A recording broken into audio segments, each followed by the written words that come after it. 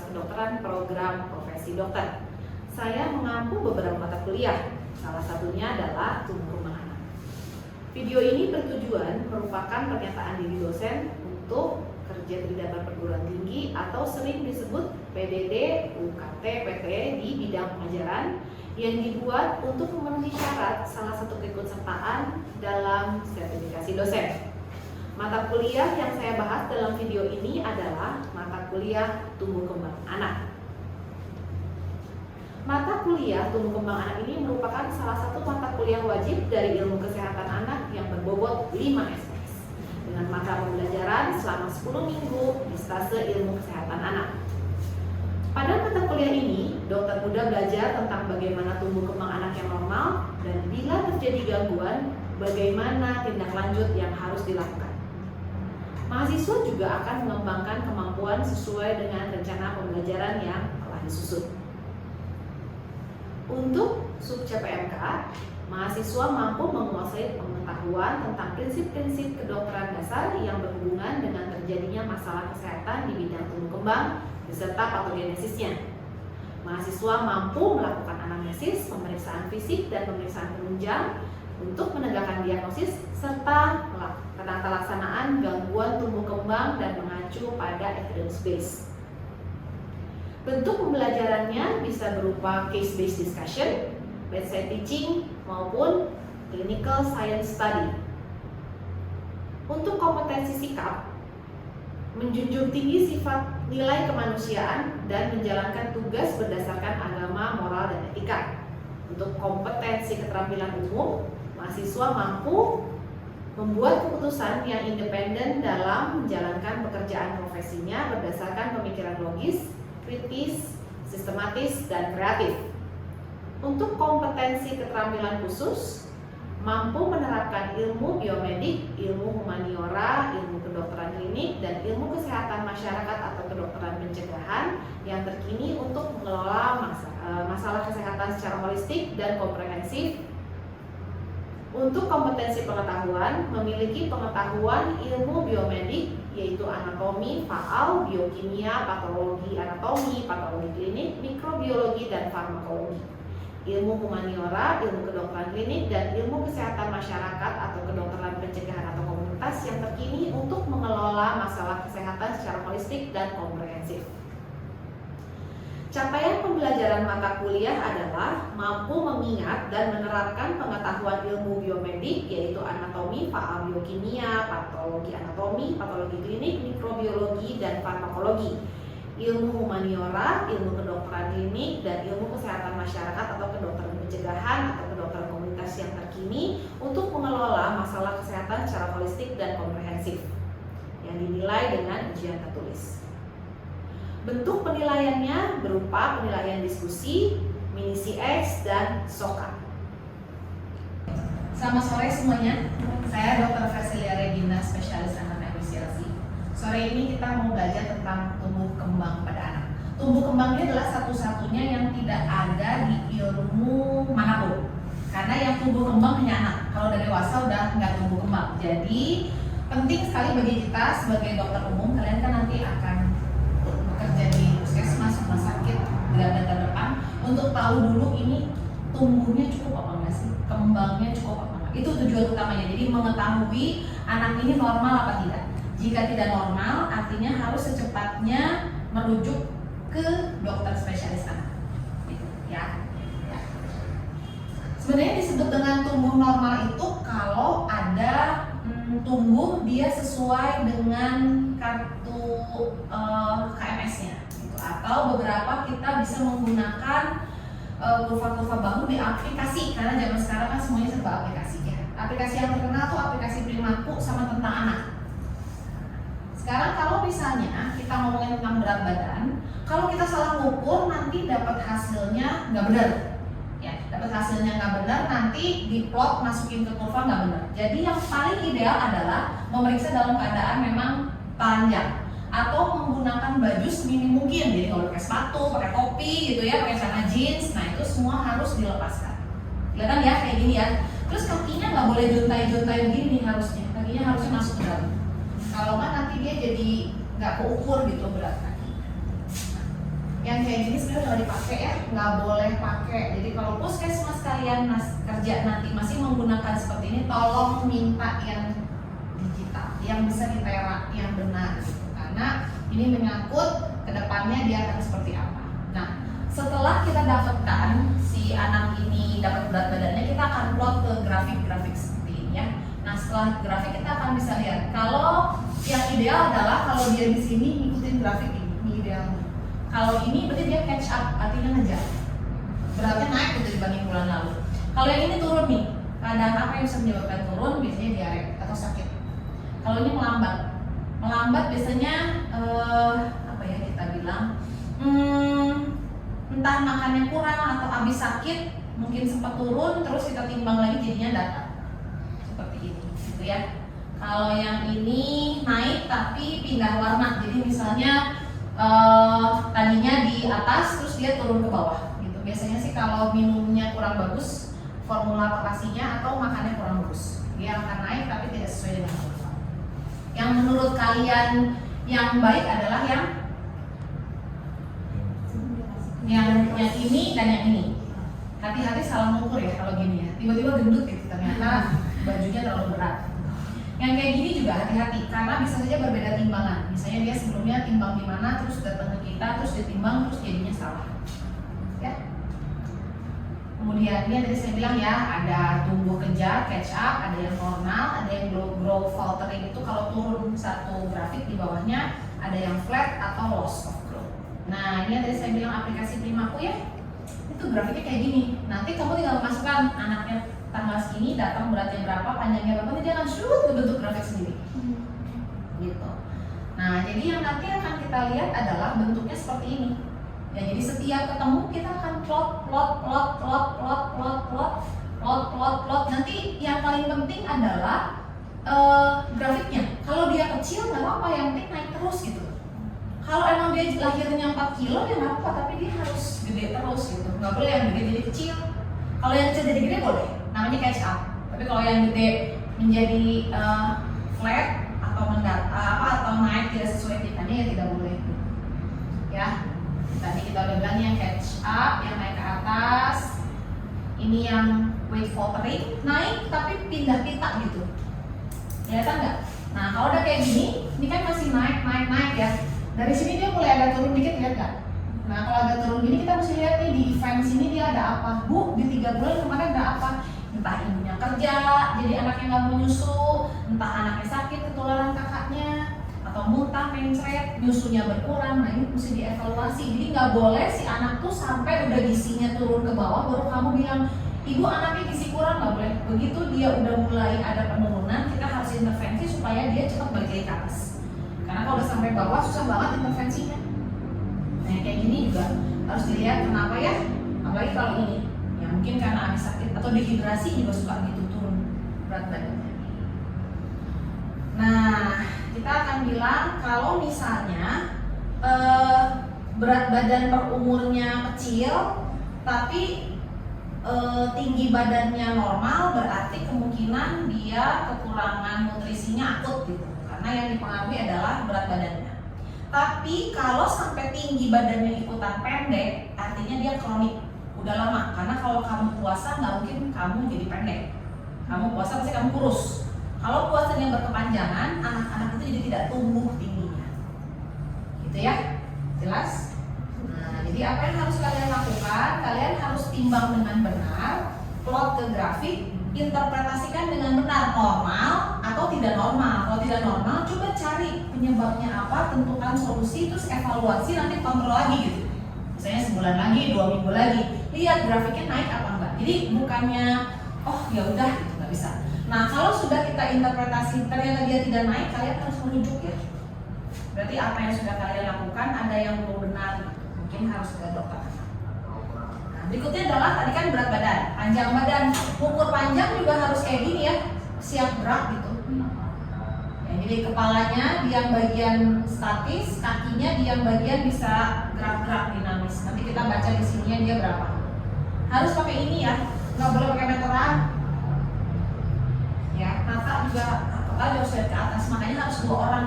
Menurut kamu kalau bayi diukur kayak gini pasti meronta-ronta ya? Ya kan, pasti nanti bengkok-bengkok jadi nggak bagus nih. Jadi harus diukur dengan benar. Nah, di atas 2 tahun saat mereka sudah bisa berjalan dan berdiri tegak dan mengerti perintah, bisa kita berdiri. Ya, ini yang namanya tinggi badan. Kalau tiduran namanya panjang badan. Ini ya, kalau kamu periksa matanya harus lihat ke depan, kepalanya tegak, pantat, tumit, pantat, punggung harus nempel ke belakang. Kalau nggak nanti ukurannya kurang baik. Nah, ini tadi kurva panjang badan sesuai dengan umur. Sama, panjang badan juga sama. Kita harus memantau ini di mana. Normalnya kan tidak boleh di bawah -2. Ya, jadi 0 plus 2 min 2 normal, tidak boleh di bawah min 2. Kalau di bawah min 2 namanya pendek. Kalau di bawah min 3 namanya sangat pendek. Di bawah -2 kita harus tentukan ini stunting atau bukan. Kalau stunting berarti malnutrisinya kronik karena makanan atau sakit berulang. Kalau malnutrisinya kronik artinya panjang badannya misalnya di merah, berat badannya juga di merah atau di hijau. Kalau malnutrisinya kronik udah lama di merah, jadi pasti beratnya turun duluan, lama-lama panjang badannya pendek gitu atau mati. Tapi kalau kamu ketemu tinggi badannya di sini misalnya di -2, tapi berat badannya gemuk loh, anaknya cabi-cabi gitu, itu bukan stunting. Itu kemungkinan bisa saja kayak defisiensi growth hormone, kelainan tulang, jadi dia nggak tinggi gitu. Kayak itu artis-artis cebol. Nah ya itu kecil-kecil, nah itu bukan stunting tapi genetik. Ya. Atau ada kelainan hormonal biasanya. Ya, oke. Nah, sekarang kalau ada yang tingginya sama seperti ini, ya tadi bilang kita masuk ke stunting ya. Nah, stunting itu apa sih? Dia tinggi badannya pendek gitu. Tapi ya kenapa? Karena sebelumnya dia kronik, malnutrisinya kronik dan ada infeksi. Jadi harus ada 2 ini. Jadi berat badan per umurnya harus pendek. Jadi grafiknya makin lama makin menurun. Tinggi badan per umurnya makin lama makin menurun. Itu kita bilang stunting. Tapi kalau pendek aja namanya stunted. Dan stunted itu banyak penyebabnya. Ya, jadi kalau wasted itu kurus, tapi tingginya normal. Kalau stunted itu sampai tingginya juga terpengaruh karena malnutrisi kronik. Ya, makanya tetap harus ada weight per length juga. Jadi BB per U, TB per U sama BB per TB. Kalau yang stunted biasanya kelihatannya kayak normal-normal aja gitu ya. Juga sama. Ini berat badan menurut tinggi badan ya. Jadi kita akan mengecek saat ini seperti apa tinggi badannya dia terhadap berat badannya dia gitu. Idealnya adalah seperti ini. Dan tinggi badan terhadap berat badan ini yang kita pakai kurvanya untuk menentukan berat badan ideal. Kalau kamu mau intervensi nutrisi itu pakai BB per TB kurvanya. Ini ya. Jadi kalau ada ini apa namanya? Baggy pants ya. Kayak pakai celana baggy katanya zaman dulu. Ini biasanya dia artinya malnutrisi akut. Ini biasanya marasmus atau kwashiorkor? Marasmus. Atau kwashiorkor? Marasmus. Kalau kwashiorkor kan dia udah. Ya, kalau yang ini bapaknya pendek, ini stunting bukan? Yakin? Malnutrisi kronik bukan bapaknya? Belum tentu, karena kamu lihat seperti ini mungkin ada kelainan genetik. Kalau anaknya mungkin sakit gitu ya, maksudnya malnutrisi akut. Tapi ini bukan. Jadi children very low weight for height and achondroplasty. Bapaknya achondroplasty, ibunya normal. Achondroplasty adalah kelainan tulang, jadi tulangnya pendek-pendek. Kalau pendek tulangnya nggak mungkin pakai kurva normal, harus pakai kurva untuk achondroplasty. Ya, tadi ya wasting nih, marasmus tadi yang saya bilang, jadi kulitnya kayak pakai celana gitu, iga gambang, muka tua gitu ya, tuh kayak gini marasmus. Nah kalau kwashiorkor gini, kayaknya lucu ya kalau ketutupan gini apa kelihatannya? Gendut anaknya, padahal gendutnya isi air, ya, jadi dia nggak cocok gitu, mau kayak gitu tuh. Kelihatannya cabi kan? Iya. Padahal begitu ditekan kakinya, tuh udem, ada piting udem, khas banget. Jadi justru mending kwashiorkor, mending marasmus. Iya, kalau dari salah satu mending mana? Mending marasmus benar, karena kwashiorkor itu lebih berat. Jadi kalau marasmus dia cuman kalori aja kekurangannya. Kalau itu kalori dan protein. Karena proteinnya nggak ada, makanya dia ekstravasasi cairan keluar makanya jadi gede. Jelas ya? Nah, jadi kita lihat BB per U, TB per U, BB per TB seperti ini. Nah, kalau untuk anak yang sudah di atas 5 tahun, kita masih pakai kurva CDC ya, karena WHO-nya belum bisa sampai situ. Nah, ini tinggi potensial genetik. Menurut kamu sudah mencapai tinggi potensial genetik kamu dari orang tua kamu belum?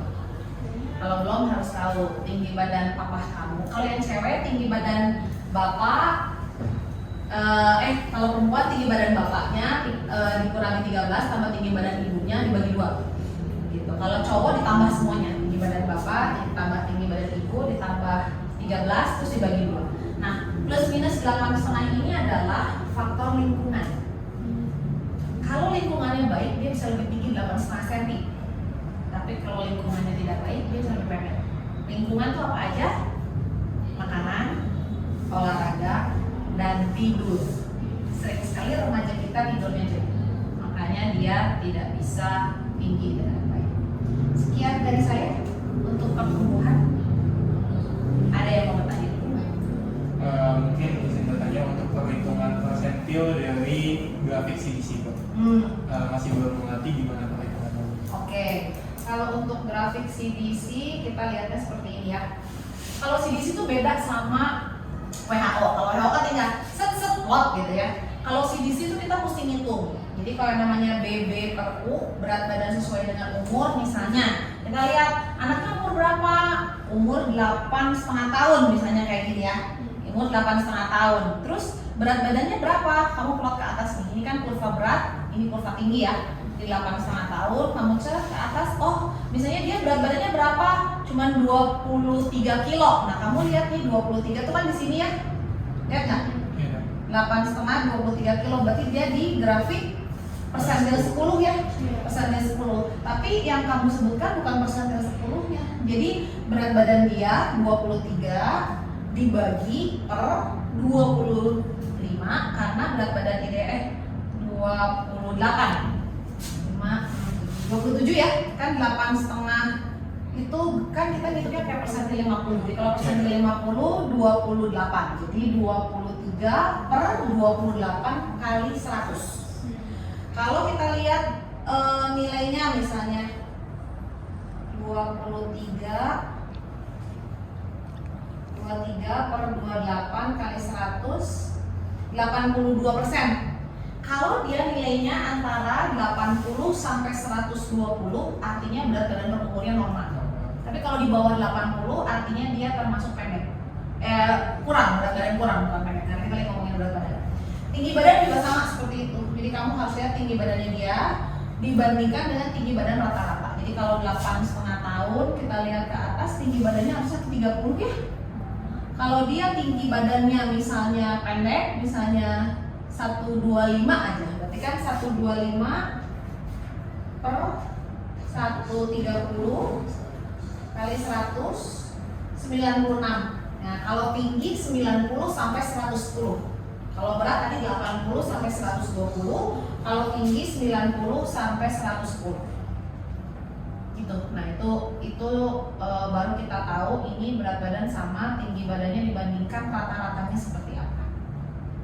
Tapi misalnya seorang anak tuh kamu nggak bisa nilai langsung karena kalau tadinya dia gendut terus tiba-tiba dia kurus, walaupun dia misalnya di persentilnya dekat-dekat 50 tapi biasanya dia biasanya persentil 75, kita nggak bisa bilang dia gizi baik.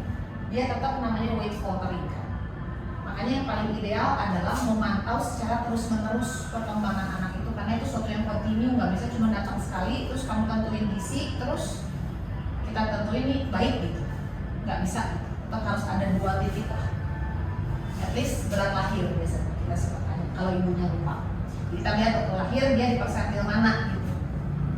Oh, berarti perbandingannya antara berat lahir sama berat sekarang. Iya, atau nggak pas umur 1 tahun ingat nggak berat badannya berapa, 2 tahun berapa. Nanti kita lihat kalaupun dia datang kita kan kadang insidental nggak bawa bukunya dia gitu. Kalau bawa bukunya dia bisa kita lihat. Tapi kalau enggak ya, at least kita bisa nanya. Terima kasih. Ya. Dan lagi yang mau nanya? Izin bertanya dokter, berarti kalau kolostratnya itu juga harus ada riwayat infeksi either one, bisa malnutrisi kronik atau sering sakit berulang yang menyebabkan status nutrisinya dia turun. Jadi salah satu aja. Tapi biasanya kalau sering sakit ya jadi makannya jelek, kalau makannya jelek jadi sering sakit gitu. Jadi itu kayak suatu kejadian yang bersamaan. Nah, sering sakit itu bisa TB, ISK, anemia juga bisa. Itu makanya kenapa kalau ibu hamil harusnya dipastikan tidak anemia supaya anaknya nanti hamilnya juga nggak rendah. Ada lagi? Kan tadi sempat dijelaskan bahwa kalau misalnya sudah ada tanda flu kurangnya gizi kan harus dicoba.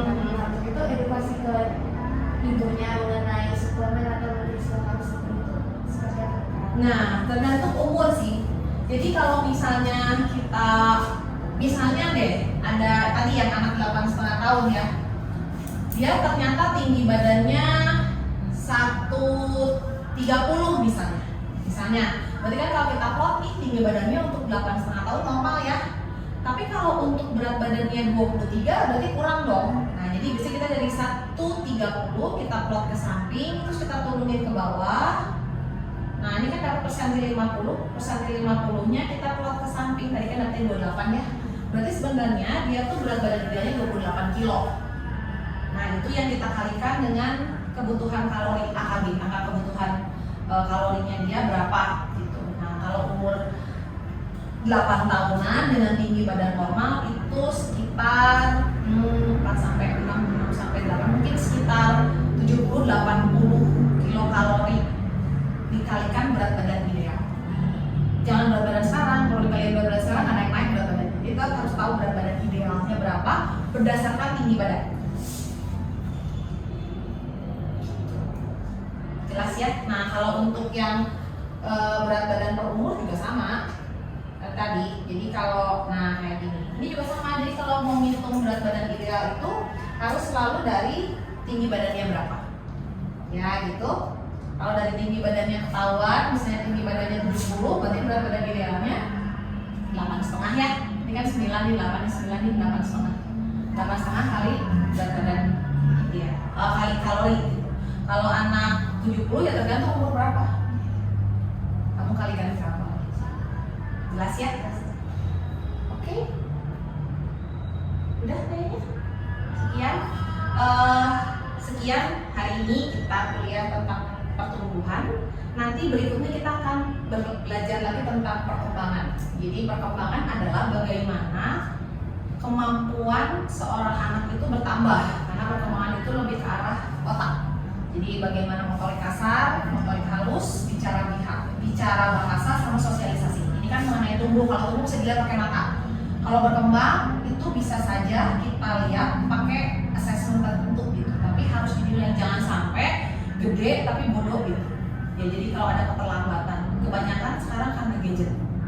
Karena mereka banyak nonton, delayed speech, fokusnya jelek, motoriknya terlalu hiperaktif dan segala macam. Nanti kita belajar dia. Ya, oke, terima kasih. Selamat sore. Terima kasih.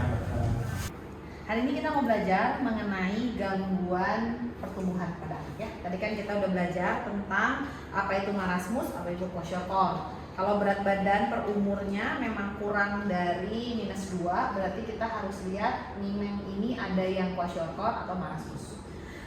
Kalau tanda-tanda marasmus dan kwashiorkor bisa kita lihat dari kepala, yaitu rambut yang pertama. Tadi rambutnya kira-kira mana yang pirang? Ayo, yang mana yang pirang? Dua-duanya biasanya, yang terutama yang kan tadi kita bilang kalau marasmus itu dia kurus ya. Kalau kwashiorkor itu dia gemuk ya, udem gitu ya. Nah, itu jadi rambut biasanya kalau mukanya tua berarti yang marasmus betul. Jadi yang mukanya tua, terus nanti kita lihat juga. Kita dari yang marasmus dulu aja ya. Kalau marasmus biasanya rambut begini juga gampang copot. Terus udah gitu kita lihat mereka bilang mukanya tua, old man face. Kemudian tulang-tulangnya menonjol ya. Termasuk kalau kita buka di daerah dada biasanya iganya mengambang kita bilang. Jadi kayak bisa main piano di atas itu. Jadi iga-iganya kelihatan gitu. Terus baggy pants biasanya kalau kita lihat kulitnya kayak udah tua ya gitu ya. Jadi koyor-koyor gitu kayak celana gitu ya. Nah sini juga gitu, itu dilihat. Tapi tidak ada udem. Jadi yang membedakan kalau kwashiorkor itu dia adanya udem. Jadi pipinya udem bisa. Kemudian kalau kita tekan di sini, nah itu ada titik udem ya. Kemudian kalau kita lihat di belakang, nah biasanya kita juga bisa lihat namanya baggy pants. Nah itu jadi kayak pakai celana baggy gitu, jadi kulitnya tuh kayak bisa dicubit gitu ya. Itu kan yang marasmus gitu. Kalau yang kwashiorkor tuh kulitnya kayak mengkilat gitu. Kalau kita set gitu tuh kayak bisa sampai copot tuh kulit. Jadi kayak mengkilat gitu kulitnya. Itu yang bagian kwashiorkor. Tetap kita akan melakukan yang namanya kayak penimbangan berat badan dulu ya. Penimbangan berat badannya tadi kita sudah bilang harus ditimbang dengan pakaian seminim mungkin dan mengukur panjang badannya harus dengan alat ya, kepala sampai kaki. Kalau anaknya belum bisa berdiri, kalau sudah bisa berdiri berarti dia akan tegak. Ada yang mau ditanyakan mengenai pemeriksaan fisik pada gangguan nutrisi yaitu marasmus dan kwashiorkor? Kalau dari rambutnya cukup sekedar di Iya biasanya sih suka beberapa helai rontok, terus pirang, terus mudah tercabut gitu. ada pemeriksaan khusus cara memeriksa rambutnya sendiri. Enggak sih, enggak. Biasanya kita cuma gitu aja sih. Nah kalau mau pemeriksaan yang pasti bisa dari laboratorium. Kalau kita cek misalnya albuminnya rendah itu, ya itu yang kwashiorkor biasanya. Ada tipe campuran marasmus kwashiorkor, jadi setengah-setengah gitu ya. Nah itu tetap harus dicek lab juga untuk memastikan. Nah kalau udah gizi buruk itu biasanya tetap kita mesti ngecek ada gangguan fungsi ginjal nggak, gangguan pencernaan nggak. Jadi biasanya kalau udah malnutrisi kronik tuh ya hampir semuanya terkena gitu. Bukan cuma otak tapi hampir semuanya. Jadi ya dicek nanti biasanya cek ada infeksi di urin apa enggak gitu, ada infeksi di TB gitu yang menyertai paru-paru. Semua harus dicekin satu-satu. Ada lagi yang bertanyakan? Enggak?